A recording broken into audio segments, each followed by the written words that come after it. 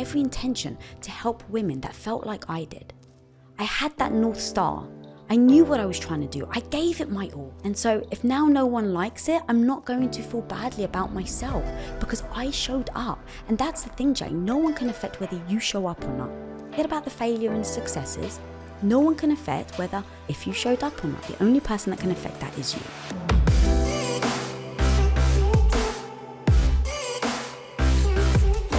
Hey everyone, welcome back to On Purpose, the #1 health podcast in the world. Thanks to each and every single one of you that come back every week to listen, learn, and grow.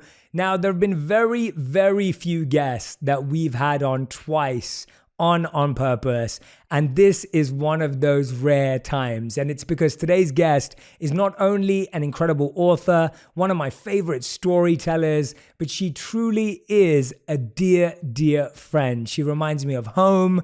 She's given me a sense of comfort ever since I moved to LA. She's amazing friends with my wife. She's a phenomenal interviewer and so much more. Of course, I'm speaking about none other than my dear friend, Lisa Bilyeu. Now, for those of you who don't know Lisa Bilyeu co-founded Quest Nutrition, which grew 57,000% in its first 3 years. She's also the co-founder and president of Impact Theory Studios, a revolutionary digital-first studio that produces wildly entertaining original content focusing on themes of empowerment. Throughout her career, Lisa has created a slate of content that's been viewed over 500 million times. And by overseeing all in-house content development at Impact Theory, she, along with her husband, Tom Bilyeu, who's also been an amazing guest, have built a global audience of over 7.5 million. As a host of her own digital series, which, by the way, if you haven't seen it, you need to go and subscribe. It's called Women of Impact on YouTube. Go and subscribe. Lisa spends her days having real, uncensored conversations with the most inspiring women. And as an amazingly inspiring woman herself, she has written her first book called Radical Confidence, 10 no BS lessons on becoming the hero of your own life. Welcome to On Purpose, Lisa Bilyeu. Oh Lisa, my God, Jay! Thank you for doing this. Oh my God, are you joking? Thank you. This is so exciting. Literally, I've been so giddy just so that we get to hang out because every time we try and hang out, like as a double date or something, there's always one of us. There's always one of us. There's always one. It's usually Radhi and Tom. Yes. Yeah. Actually, it's never me and you, Jay. Yeah, I don't think it is. No, we're the ones who are always trying. We're the organized ones, let's face it. But no, honestly, I was looking forward to seeing you today as well because we always have fun when we're together. I'm so proud of you for putting this book together. It's so hard writing a book, creating a book, then going out and sharing the story, then going through the emotions of actually talking about everything that's in the book. And especially when it's a book about confidence. Let's start. We know each other fairly well, but I always feel like I'm going to learn so much more about you today, which I'm very excited about. When you were growing up, who for you did you look at as the epitome of confidence? Like, who was it that you thought, or what was it? Or was it a character or a role that you were like, that person seems confident? The person I admired the most was Jodie Foster. Wow. Yeah. I don't really talk about this much actually, but growing up, I so loved movies. I was like the kid that would get up at 3 a.m. and wish one day I'm going to win an Academy Award for Best Movie Director. You know, like that was the dream. And so I really did look at who is in this space that's doing the things. And Jodie Foster always seemed so confident to me. She was in front of the camera. She was behind the camera. She was writing. She was directing. She was producing. And so I just thought, of course, I know differently now, where you see a woman that always shows up, I just thought, oh my God, she must have like the most confidence. But in having like learned about her and her story, and, you know, she's very private. And so I dismissed the fact that she probably wasn't confident, but always showed up. And that's kind of what the book is about, is that you don't have to always feel confident to show up. So yeah, Jodie Foster, I think. Yeah, wow, I didn't know that. Yeah, and I love that. I've heard you talk about that. And of course, you talk about in the book, this idea of how we think we have to be confident before we do big things. We think we have to have this courage and bravery before we do big things. And you go on to say in the book that actually, no, when you do these things, that's what makes you confident. What was one of the first things that you started to do or experiment with where you started to gain confidence or build confidence? So I love that you said build. So I've got a line in the book. It's like a muscle. You wouldn't go to the gym and want glutes of steel after doing a couple of squats, I mean, right? I do want that to happen. You want it to, but do you get glutes of steel? Do you use your glutes still? I mean, I have no idea. Definitely no. I don't have any glutes, so I have no idea. That's amazing. But you don't just go what you want to, but you don't. And so that is like with confidence. We kind of want it already, but if you think of it like a muscle, you can go and you can train it. And that's the point, is that for me, it became being thrown into the deep end, not feeling like I had any confidence. I was completely insecure. I was actually very inadequate. So it wasn't even like, oh, I just, I had it and I was just, not feeling great about myself. No. When we started Quest, I didn't know what I was doing at all. And so the confidence part came afterwards. It came as the byproduct of doing things, figuring it out, falling on the floor, getting back up, learning from it, and then over time becoming competent. And the confidence part, I think is just, we want to feel great about ourselves. That's it. We want to feel great about ourselves before we try something. Perspective is everything. So how do you shift that? And so how I did it was, instead of focusing on the confidence, say, what is that end goal? I want confidence to do what? And now once you have that, then you put in a plan, a blueprint of how you're going to get there, because your confidence will come after that. I love that. I think you're completely shifting how people think about confidence, because I still see those things of like, this is how to be confident, stand this way, do this. And those things work and they're useful, but you're talking about a deeper sense of confidence. How do you define confidence and radical confidence? Obviously, how do you define that? Because I do think you're encouraging us all to move to a much more deeper level of confidence. Yeah, I'm trying, definitely. Thank you. With the word confidence, I do think is about a feeling. You want to feel great about yourself before you start something. And radical confidence it's not about feeling great about yourself. It's about, how do I get to that end goal so I can have the life and the dream I've always wanted? That's it. And so it's not going to be easy. And that's a big part of it. And because it's not easy, and because you're all the time moving forward, even when you're scared, you're moving forward even when you're fearful, how do you keep moving forward? Now, it's very easy to say, oh, just do it anyway when you're scared. No. If you've got crippling anxiety, if you're like really feeling badly about yourself, telling someone to just do it anyway doesn't actually help. So to me, it has to be a blueprint. If you want to lose weight, some people, like my mum, she was so severely overweight, just telling her, well, mum, I'll get you a gym membership. It wouldn't have helped, because she feels so badly about herself. She doesn't even have the radical confidence to walk into the gym. So, okay, how do you actually get someone to take their health, or like take their stepping stones? Maybe right now, all you need to do is put your shoes by the bed. That's it. That's what you're going to do tomorrow. You're not going to go to the gym. You're not going to do anything else. You're just going to put your shoes by the bed. And then the next day, you're going to put your shoes on. And what you're going to do is, every time you do it, you're actually going to give yourself a pat on the back and said, yesterday, I didn't put the shoes on, and today I did. And it becomes these little microscopic movements towards the dream that you really want, so that you can build that competence to build the confidence. Yeah, especially that part, the competence to build the confidence.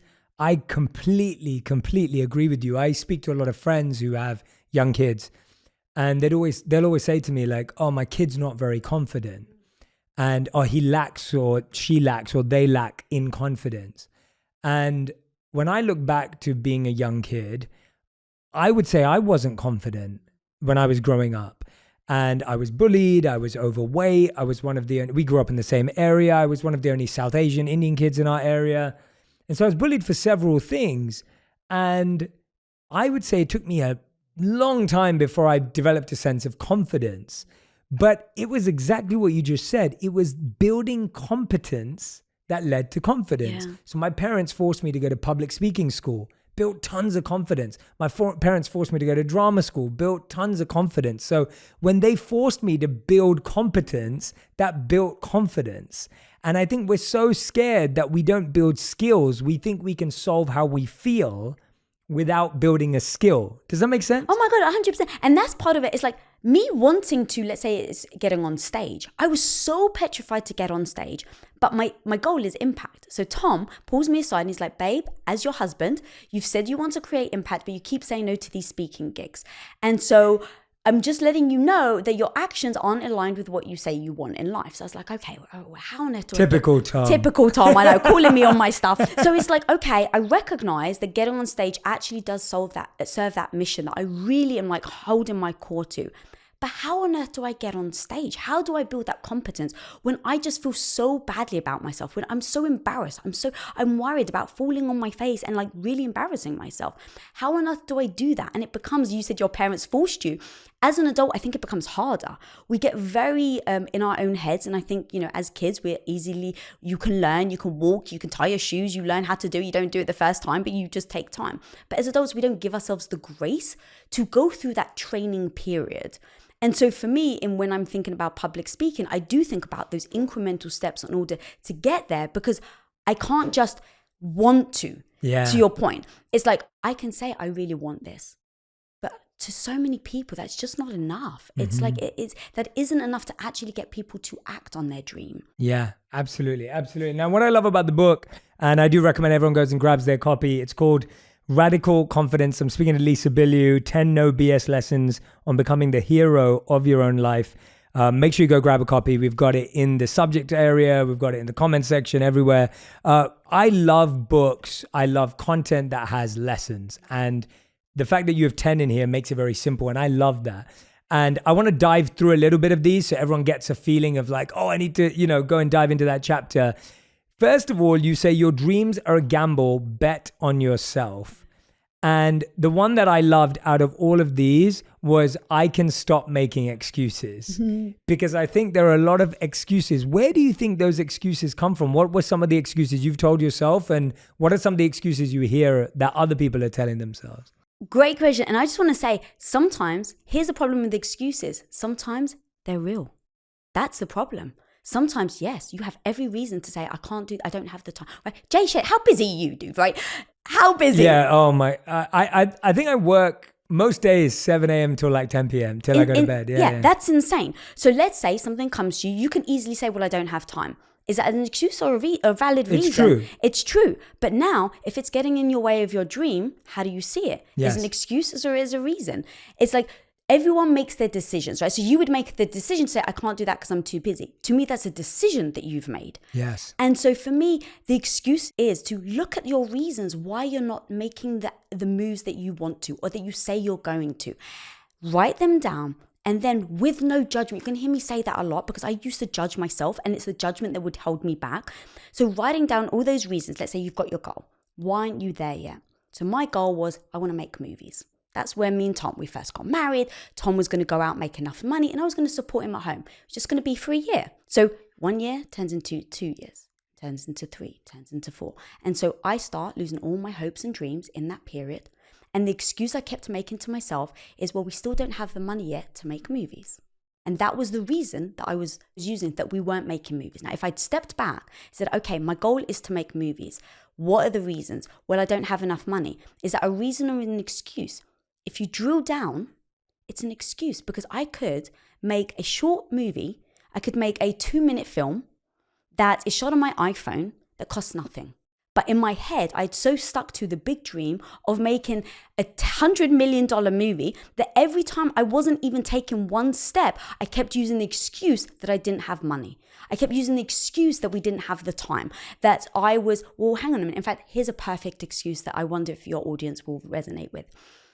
We used to say to, like, Tom would go out to work and it's like, why wasn't I like really moving towards my dream and my goal? And as we started to build Quest, as it was getting more and more successful, I was like, well, I can't focus on Quest because I still have to do all these things at home. I can't put all my time in there because I still have to do the laundry. I still have to cook. Now, is that a reason or is it an excuse? Some people will say, of course you have to do laundry. That's a very valid reason. Now, here's the thing. That's a choice. You don't have to do laundry. And I used it as an excuse time and time again of why I wasn't moving towards my dream.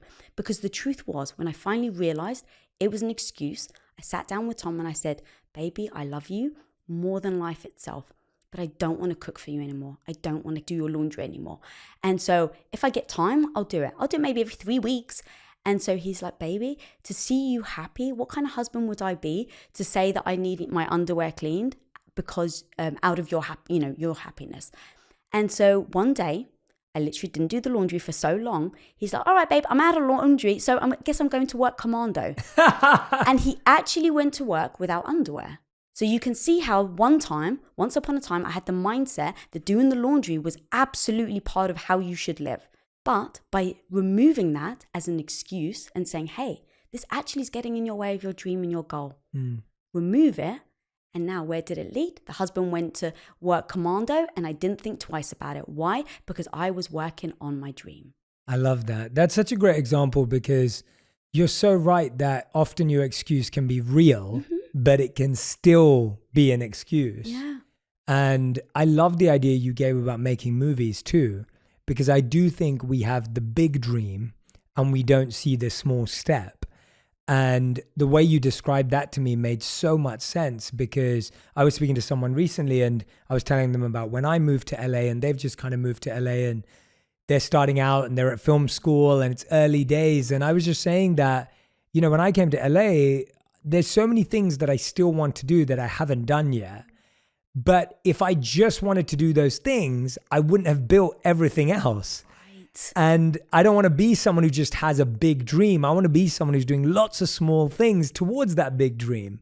And I think sometimes the big dream cripples us and we keep pushing it off and we keep saying, oh no, well, like you said, I don't have $100 million. How am I making a movie? We're living in this amazing time where anyone can make a movie for very cheap, for free even.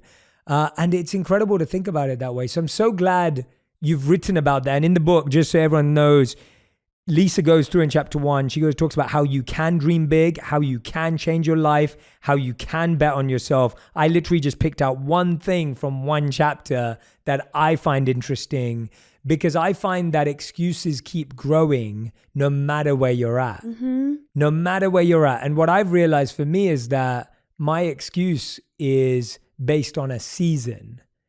So right now I'm in a season of writing my book. Comes out next year, my second book. And I know that when I'm writing my book, all my creative energy goes into writing a book. So I know that I can't really do many other things that are highly creative because all my energy goes into the book. But as soon as my book time's over, I now get all this new creative time back and I can do a lot of stuff. So during this period, I accept that my excuse is true, that I can't do much more. But once that's over, now I know I can go off and do other things. Yeah, and I would actually then, when I come to that conclusion, going, oh, okay, this excuse makes sense based on what I'm trying to do, I then flip and go, cool, this is no longer an excuse, it's a reason. Yes. And so because here's what I like to do, I actually like to call myself on it. It's like, Lisa, you're using that as an excuse. And so I want to make sure that I'm always defining that word that gets me the emotion I'm trying to feel to propel me forward. I love that. That makes so much sense. Yeah, exactly. And that's what you're right. It's not an excuse, it's a reason. Yeah. I love that. All right, rule 2 is called make up your mindset. And the one that I loved out of all of these sections of this chapter is I can get good at anything. Yeah. I love that mindset. Can you tell me about something that you were once terrible at that today you would consider yourself to be fantastic at? And I know you won't hold back because I know we both agree that it's so easy to like never accept that we actually got good at anything. But I'm hoping everyone, and I'll do the same. When you hear me and Lisa own that we're now good at something, please see it as a sign for you to own your own growth, because we live in this world where we judge ourselves when we're losing and then we judge ourselves when we're winning. And it's so important to lose judgment at both times. That's so true. Yeah. Being the stay-at-home wife for 8 years, being thrust into Quest Nutrition, I was just helping out the husband. I'm a good Greek wife. I'm going to help the husband out. What do I need to do? Now, I didn't have any skill sets in building a company. Zero. I knew how to be a great wife. I knew filmmaking because I went to film school for it. And I knew how to take care of my 2 dogs and my husband. That was like my skill set. That's pretty good. It's pretty not too bad. But when you go into a startup company, every single day I was faced with things I had no idea, to the little things of a pallet. I was shipping bars off my living room floor. We grew at 57,000%. So literally within a few weeks, a few months, I'm shipping out 20 boxes. And so the UPS guy comes along and he's like, I can actually take a lot more if you put everything on a pallet. I was too embarrassed to admit. I had no idea what a pallet was. So I was like, okay, great, thanks, mate. And he drives off. I run back to my computer and type in Google, what on earth is a pallet? And then the image comes up like, oh yeah, I kind of know what those are. Where do I get one from? How much do they cost? So I literally just keep typing in, where do I get one from? How much do they cost? And that's the sort of thing that started to build my self-esteem around being the person that can figure it out, not the person that knows everything. And it becomes such a safe place for me because now I don't worry about not knowing something. If I have the mentality and the ethos that I can figure it out, if I put the time and energy into it, some things may take a second. What is a palette? Some things may take 2 years. But regardless, if I believe I can actually take the steps forward. But if I believe I can't, I'm not going to.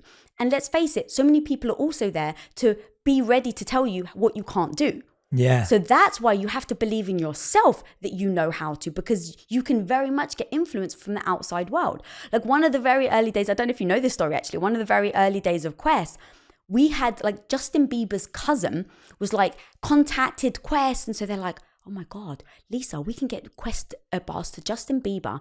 But here's the catch. He's in Dubai and you've only got like 48 hours to get it to him. And everyone was like, but it's impossible. Everyone said it's impossible. I called up my UPS guy. They're like, it's impossible. It's a food product. It's Dubai. It's imports. It's like all this thing, like logistics. And in that moment, I was like, no one's going to fight for your dream more than you will. So of course, my request to even the UPS person, I'm making his life harder. So when he sees the hurdle, or he's like, it's impossible. But no one will fight for your dream more than you will. So I didn't take impossible as an option. I didn't know what I was doing. I figured it out. And so I literally said, okay, if you're the person that figures it out, what would this look like? Don't take no for an answer. Ask questions. Ask boatloads of questions. Instead of feeling badly about myself for not knowing. Just keep asking. So I would get on like, okay, you can't help me. Can I speak to your manager, please? Manager comes up. It's impossible. Can you explain to me why? Well, because of the customs. All right, what if I overpaid customs? Well, but what about this slip? Well, okay, I'll just fill out the slip in advance and I'll be up at 3 a.m. in case it gets there. I'll be on call. Like every time there's a problem, do you have a way to think around it? And it's not that I knew what I was doing. That's the key. Is that I just had the mentality that no one's going to fight for my dream more than me, and I'm not going to take no as an answer. And because of those things, I ended up figuring it out, and I ended up getting bars to JB in time. I don't know if he actually ever received them though. That's the heartbreaking thing. It was like I got confirmation. They arrived at his hotel. And to me, though, that was the thing that I held on to, that no one thought it was possible. All the experts thought it was impossible. I didn't know what I was doing. But I went in there as the learner and said, Lisa, you're going to figure it out. I love that story. Do you know why? Because it's so practical. Mm-hmm. Like it's so tangible. Yes. It's not like this ethereal dream that you made come true. It's literally like we need to get these bars from this country to this country. And you can see all the steps it takes. And you can see every moment where you could have just gone, can't be bothered now. And that's literally the only thing. And actually, whether he got it or not is irrelevant to the fact that you were able to figure it out. Yes. And it shows that now you can apply that to anything big or small. And now you are applying it to movies and comic books and, whatever else it may be. But it started off by just trying to get a bar from one country to another. Yeah. I honestly hope that everyone who's listening and watching, the reason why I love Lisa's examples is because they're just so tangible. They're so real. And I think sometimes it's like, maybe you're listening right now and you have a company you want to start, or you have a podcast you want to launch, or you have a YouTube channel that's in your head. And it really is as simple today as going on Google, typing it in and trying it. And I think the biggest mistake, Lisa, I want to hear your take on this, is I think we often try things too slow and therefore the results are more painful to accept. I'll give you an example of what I mean. If I'm interested by something, let's take something like what you just did. If you took 3 months to type in what's a palette, then 3 months later, you'll figure out how much they cost. And then 3 months later, maybe the prices go up. And now in 12 months, you're going, oh, well, I guess that wasn't useful. Whereas if you go back that day like you did, and then you went and researched how much they cost, and then you researched the budget and everything else that you did, you learn it so fast that now you can take action. Yeah. So often what I think is that we need to experiment more often as opposed to like trying to make something happen over a year. If you try and do it in an hour, you're actually more likely to learn and grow rather than saying, okay, I'm going to spend 10 minutes on this every week.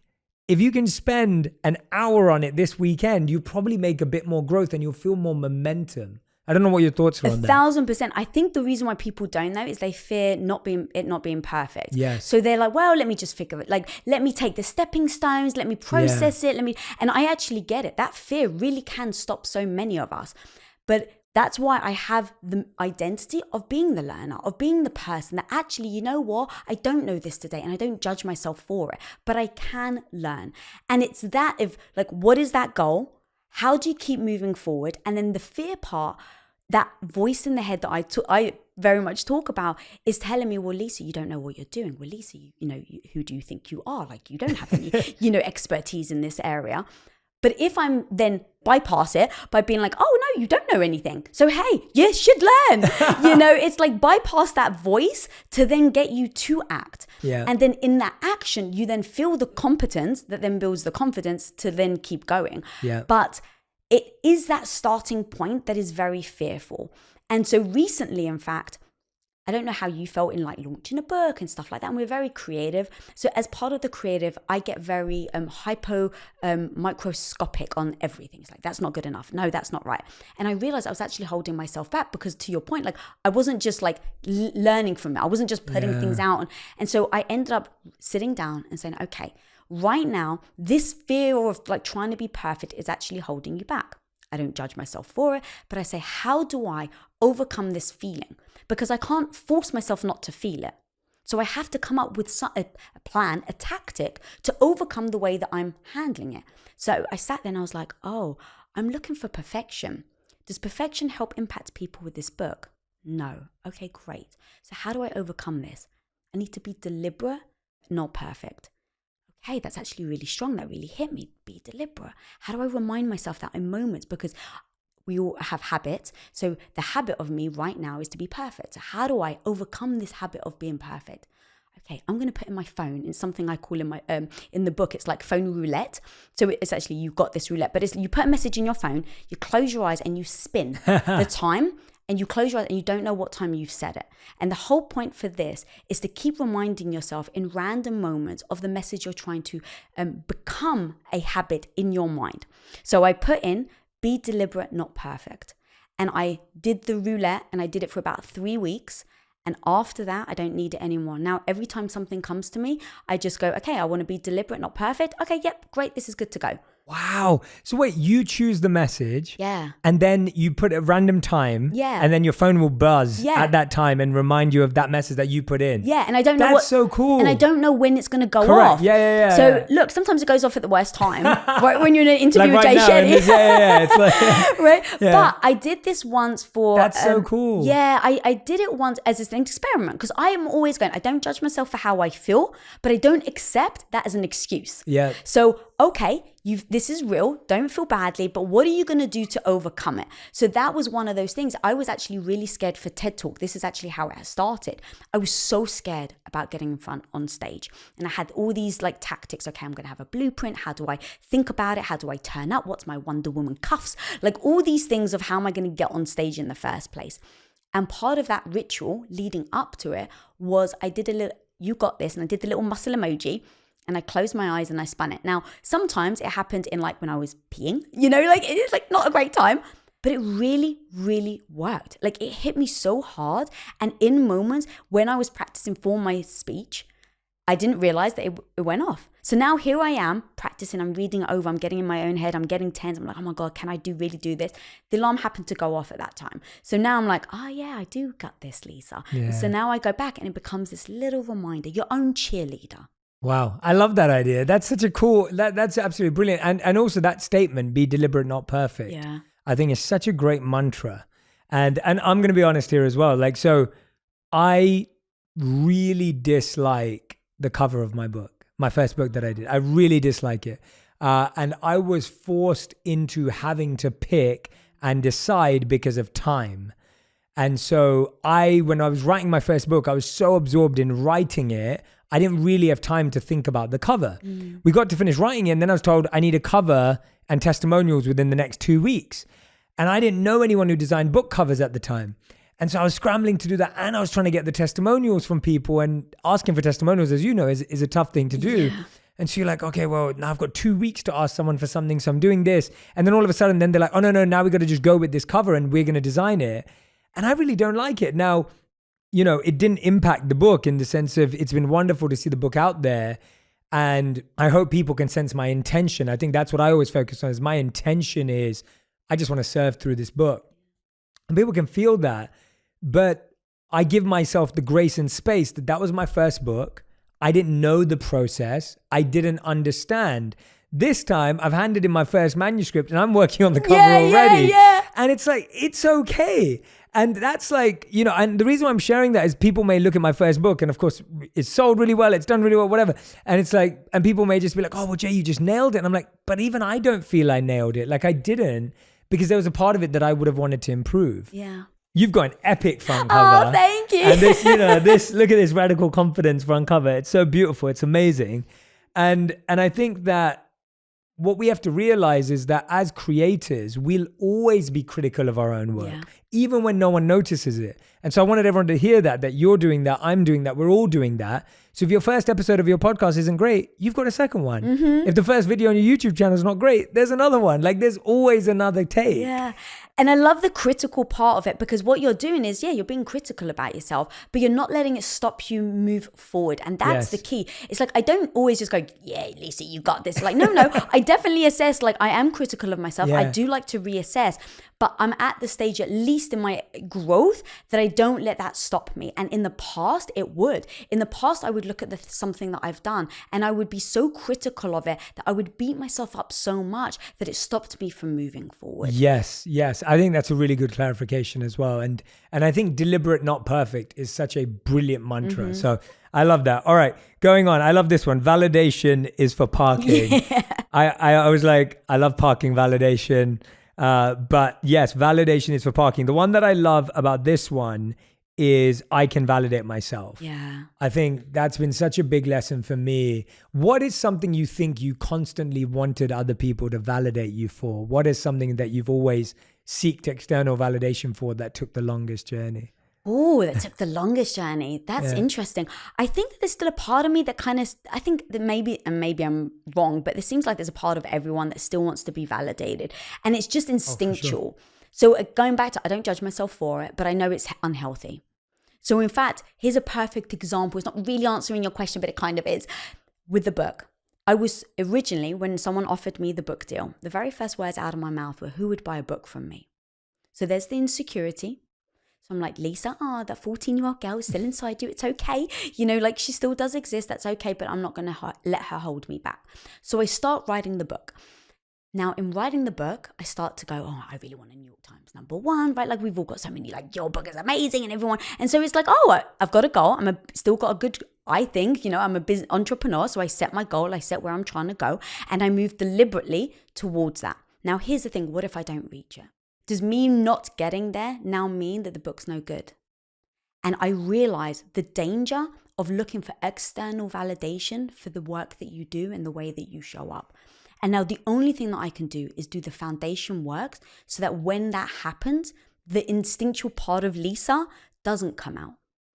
And so what I said is, what's my North Star? Why did I actually write this book? Yes, I have the goals, but I don't want the goal without it actually creating impact. So let's say I want New York Times, right? But does it actually create impact? That's my North Star. That's the big like thing that I'm going towards. So how are people going to respond to it? Okay, yes, of course, I want it to create impact. But what if it actually doesn't impact anyone, Jay?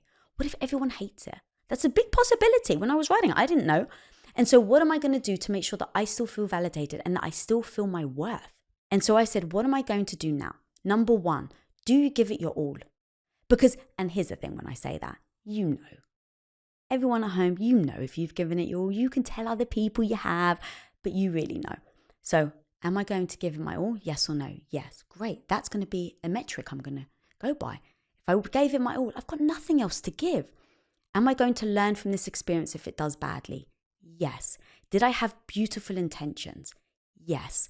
Am I going to really, if it fails, not beat yourself up, but are you absolutely going to take a hard look and identify all the things that you think that you failed in? Yes. Great. Now I can move forward. move forward. And if it doesn't do well, I've got those bullet points that I'm going to go back to and say, I had every intention to help women that felt like I did. I had that North Star. I knew what I was trying to do. I gave it my all. And so if now no one likes it, I'm not going to feel badly about myself because I showed up. And that's the thing, Jay. No one can affect whether you show up or not. Forget about the failure and successes. No one can affect whether whoever's listening at home, if you showed up or not. The only person that can affect that is you. I love that. And that's actually what needs to happen before we start any journey. And I think a lot of society has made us focus on the goal. So it's like, what's your goal? Where do you want to be? What's the output? What's the result? And what you've just described is the input. Mm-hmm. It's what you're bringing. It's what you're focused on. And I think that's one of the biggest mistakes of goal setting is that goals are just made up targets. Mm-hmm. They're just made up targets. They're just random things. And it's like, they're nice, they're cool, but they don't make you happy because, by the way, even the people that reach their goals are not happy. 100%.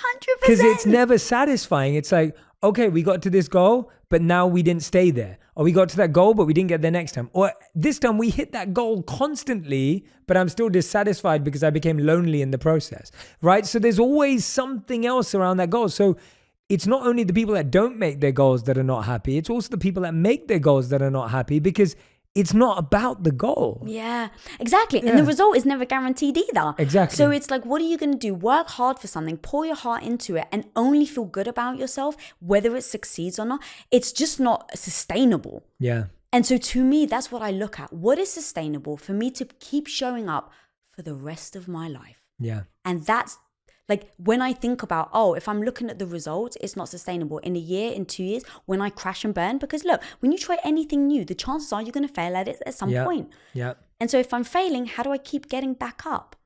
It's that precise thing. Yeah. I love that principle. I think that's just so huge because I just think we as a society constantly force people to set these big dreams, goals, and targets that are arbitrary to our actual joy and happiness. Like they don't actually connect to feeling good. Yeah. Even if you make it, right? And so I think that's the biggest one. All right, I want to go through a few more of these because there's so many good ones. I'm skipping a few chapters because I want you to get the book and read it. But there's a few things that I want to talk about. Okay, this one's a big one. This is chapter 7, which is called Toughen the F Up, Buttercup. And it says, I can stop saying I'm sorry. Yeah. This is huge. Like the amount of people that constantly feel that they have to stop saying sorry. What are some of the things that you hear a lot in this space of things that people apologize a lot for? So I also wanted to put a little asterisk to that because in the book, I think it's like the first line is, guys, stop apologizing. And yet, guys, always apologize. Because that's the thing. A lot of what I say feels like almost sometimes contradictory. But look, I think that the message of just stop apologizing isn't actually accurate. Yeah, of course. Because if it's like, if you upset your friend and you're the one that is the person in the fault, you should apologize. Yeah. If I've said something that really that has upset Tom and it's like, okay, I didn't mean to upset him. Of course you should apologize. So I never want people to think that apology is a bad thing. The problem is we apologize so much that what it's doing is it's telling you that your opinion isn't valid. So I think the example I give in the book is let's say for instance, I choose, you know me, and very much like you, self-care is very important. I must take care of myself first before I show up for anyone else. And with how much we work, I burn out. And so I need to make sure that I don't go to that burnout. So sometimes I get invited to a lot of amazing places. And I know in that moment, I have to actually choose self-care. Now, if I'm apologizing for putting myself first, subconsciously, over time, what is that doing? It may not seem like it in the moment. I just think when you keep having that repetition in your head, that voice, that mindset that you're always apologizing for putting yourself first, it becomes detrimental to you. And so for me, I was like, I'm no longer going to apologize for putting my self-care first. I'm always going to be very respectful. It's never like, well, F you. But it absolutely is. How you use language makes a difference. The language you use, and that's really the big key thing in all of this. If you say the word sorry, is that actually authentic to you, or are you dismissing something that's actually very important to you, like self-care. So if someone invites me out, I won't actually, and I'm doing self-care instead, I actually won't say I'm sorry. I'll say, oh my God, I really hope you have an amazing time. Let me know how it is, but right now, I'm unable to attend. Obviously very politely, but I just don't use the word sorry. Yeah, no, I think that's huge, because what you said is, over time, what we're basically saying is we don't think we deserve that. Yes. Or that what we're doing is wrong. Yes. Right? Yes. That's what you're saying. If you're saying sorry, like you define the word, you're like saying, I'm wrong. That's why I'm sorry. I'm wrong in not wanting to come out with you. But you're not wrong. Yeah. You just want to do something that's right for you. Yeah. Right? And it just then reinforces, right? Because like repetition creates habit. And I'm so aware of that, of how the words I use affect how I show up. Yeah. So like, can I share a story? Yeah, I'd love to. You're an amazing storyteller, so I always love hearing you say, yeah, go for it. There was this one time I'm on vacation and I'm standing in line, and I don't know about you, I get very chatty in line on vacation. I would love to be in line with you on vacation. Yeah. So there's this woman behind me and we start chatting. She's like, oh, what do you do? So I start telling all the things, Quest and impact theory and women of impact. And eventually I was like, okay, I'm talking a lot. I was like, oh, what do you do? And she goes, oh, I'm just a mum. Just a mum? Just? I was like, well, what do you mean? She goes, oh, we'll have 3 kids that I homeschool, but I'm just a mum.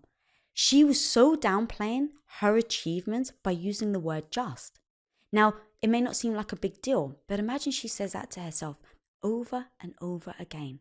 She's really invalidating how much she's bringing to the table. And so in that moment, I almost couldn't help myself, Jay. I was like, I'm so sorry, but you just said just. I was like, what you're doing is incredible. I was like, you're bringing up the next generation and you're doing it with 3 children and homeschooling. I was like, that isn't a just. As soon as I said that, her demeanor changed. She starts glowing, talking about all the classes, all these new tests that she was trying on her kids to see what would work and what didn't. In removing the word just, changed how she saw herself. And that was just one word in one moment. Yeah. Now think about the words we use in our own head over and over and over again. Yeah. I think that's the point, that in that moment, you'd only heard her say it once. Yes. But she's heard herself say it every day, where whenever she meets someone who is externally doing more, right? Quote unquote, more, externally, quote unquote, more, quote unquote, because it's her perception. She is then looking at herself as less than every single time, because society has made some things feel like more and some things feel like less. But in that moment, you've reminded her that actually what she's doing is unique. It's beautiful. It's wonderful. And I think that's what I love about what you're saying about language, because I do think it's so easy, because we've created this hierarchy of first and second. You think about it, someone might have just broken the world record and come second, but someone broke the overall world record and came first. Yeah. Right? You both may have beaten the most latest world record, but except you're not looking at that. You're looking at going, I came second. But you also just did something amazing. And even in that example, whereas, yeah, I think language is really interesting. And I think the way we talk to ourselves is really interesting. And I do believe that it's always going to be a balance of, you don't want to lie to yourself either way. Right. And I think that's the problem, right? Both of them are lies. Saying to yourself, I'm the best in the world and I'm better than everyone, that's a lie. And saying, I'm the worst, I'm just a mum, that's also a lie. Neither of those are actually true. Yeah, that's so true. And we are so conditioned ourselves into thinking a certain way that it becomes like the belief system that maybe we don't even question, because we don't even realize it's there. And so that's what I just love about everything we're talking about. I mean, is it Carol Dweck? I think it was her that said, just add the word yet onto a sentence. I can't do X, Y, and Z. Yet. It's one word, 3 letters. And yet it changes everything of how we perceive that thing.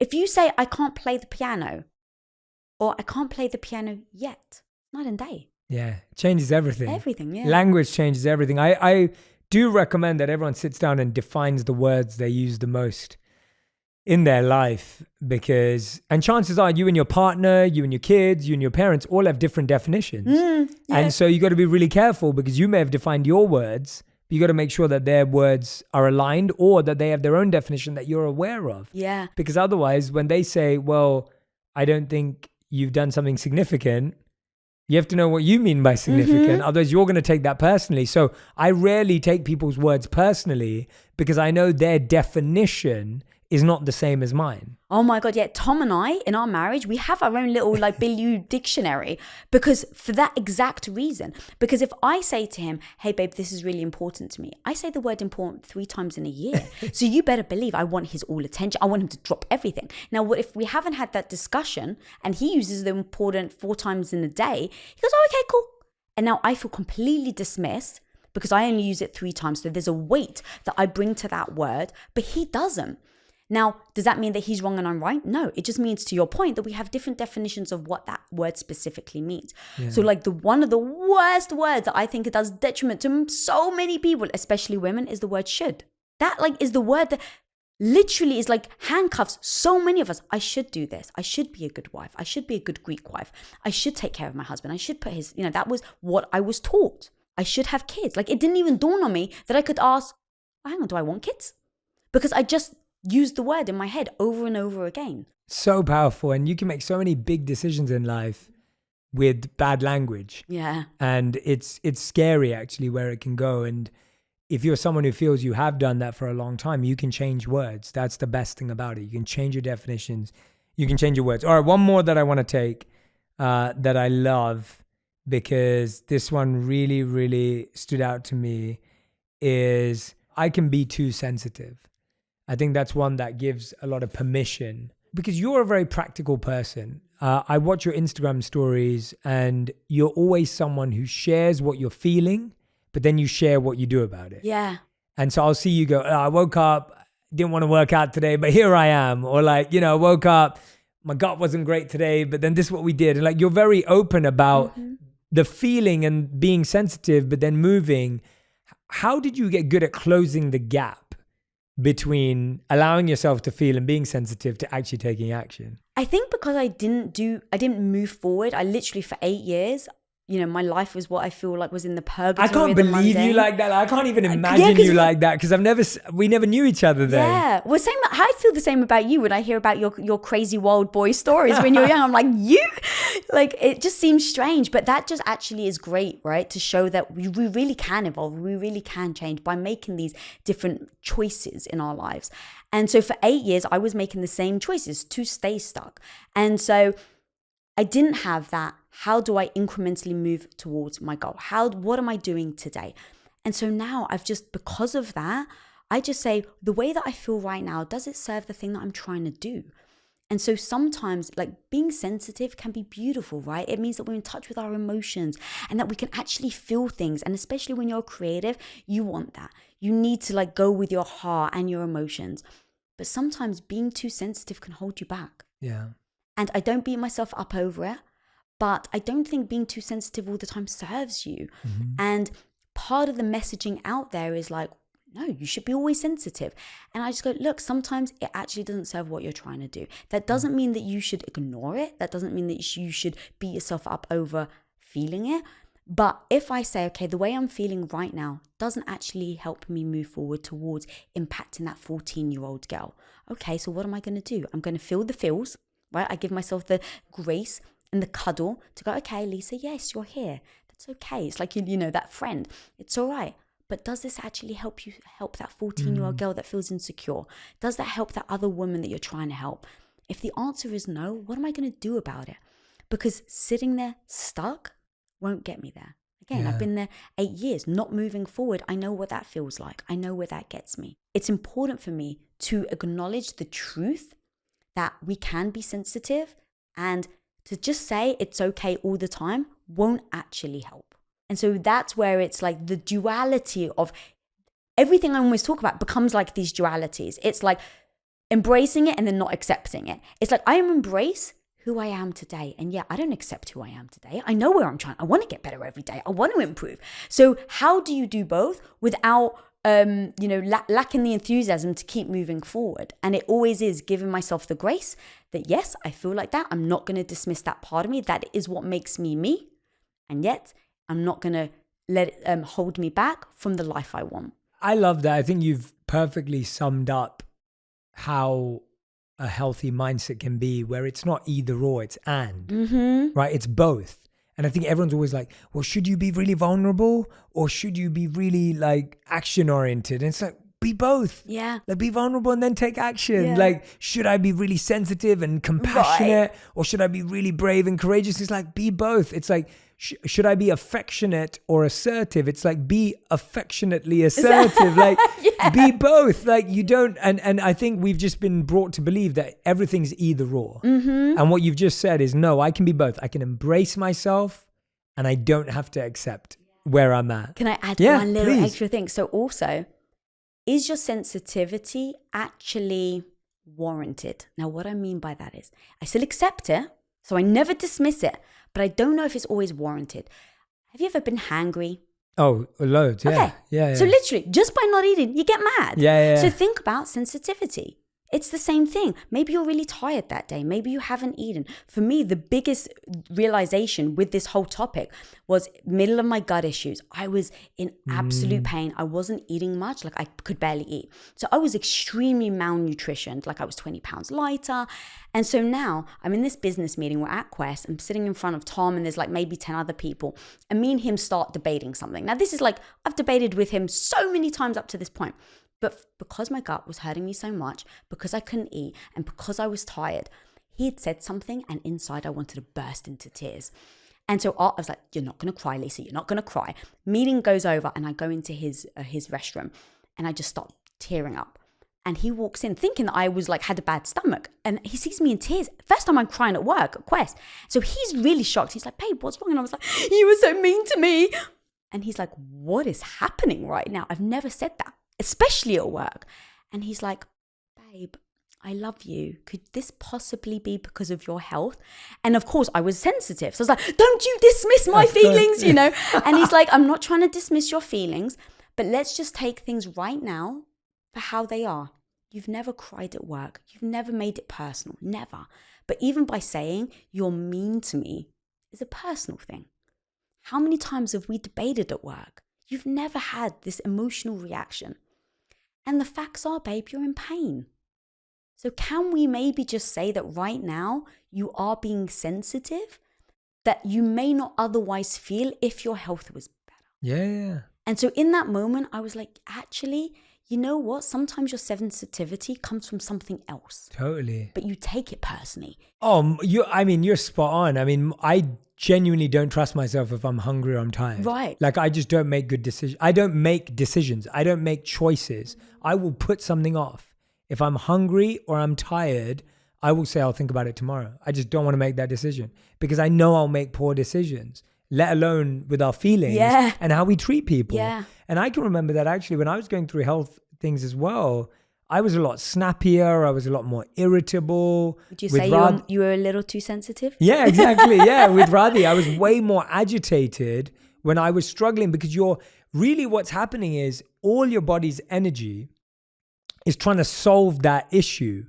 And so you have no energy. You don't have any capacity left for the part that you would usually have, a little bit of resilience to deal with something that's not comfortable. Exactly. And now everything that would have just been uncomfortable becomes personal. Yes. And that's what's happening, right? Yes. It's that because you've lost that capacity for discomfort. Yes. And I've realized that many times when I'm tired or I'm hungry or I'm going through something health-wise, I lose my ability for discomfort when usually I'd be more than happy to be in discomfort or handle some austerity.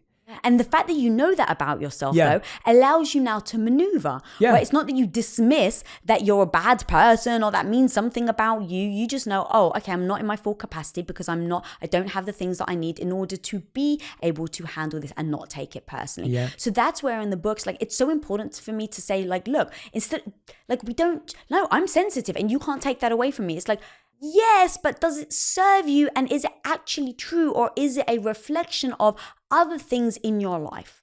I love that.